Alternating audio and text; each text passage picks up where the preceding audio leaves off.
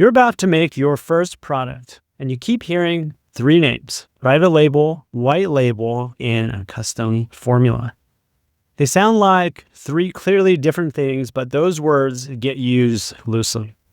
One company's private label is another company's white label, so the word on the quote doesn't tell you what you're getting. Here's what each one usually means and the two questions that cut through all three. Think of it as how much of the product is actually yours. White label is usually the most hands-off. You take a stock formula off the shelf and put your label on it. Private label is usually a step up. Still a stock formula, but you can tweak it, the flavor, the color, an ingredient or two. Custom is built from scratch just for you, with a formulator and real testing. But not every maker uses these words the same way. So here's the first question that cuts through it. Can anyone else sell the same product? With a stock formula, white or private label, usually yes. That same blend sells under a dozen other brand names. With a custom formula, it's yours. Nobody else has that exact product. That's the line between a commodity and something only you have.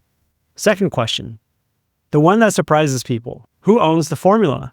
With private or white label, the manufacturer owns it. You're licensing the right to sell it. With custom, you can own it, but only if your contract says so and in writing. Custom does not automatically mean yours. If the contract is silent, the formula stays with the maker. So make sure to ask and get it in writing. So none of this has been about picking the fanciest word. It's really two questions. Can someone else sell this, and who owns it?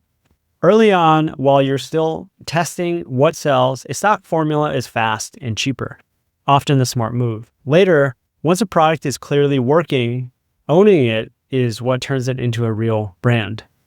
Match the choice to the stage you're in. 3 words, 2 questions. Now the words can't fool you. The full breakdown with costs, timelines, and a directory of manufacturers to ask is linked below. The links are in the description. Thanks for watching.